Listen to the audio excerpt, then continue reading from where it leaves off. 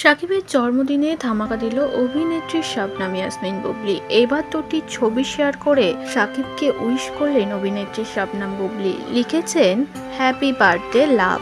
বীরের সঙ্গে আদুরে আবদারে মাখামাখি বাবা শাকিব খান। শাকিবের দ্বিতীয় সন্তান পেটে নিয়ে বুবলির এই অসাধারণ দুটো ছবি মন কেড়ে নিয়েছে দর্শকদের। ইতিমধ্যেই বুবলির এই ছবি নিয়ে নতুন করে চর্চা শুরু হয়েছে। অভিনেত্রী শবনম ইয়াসমিন বুবলি দ্বিতীয়বার প্রেগনেন্ট।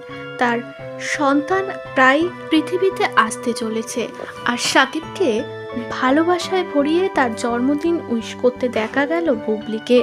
এই বিষয়টি নিয়ে সত্যি মন্ত্রমুগ্ধ বুবলির দর্শকেরা। এই ছবি আর বুবলির কথাটা শুনে বোঝাই যায় শাকিবের সঙ্গে মাখো মাখো সম্পর্ক, তার স্বামী স্ত্রীর সম্পর্ক খুবই সুন্দর।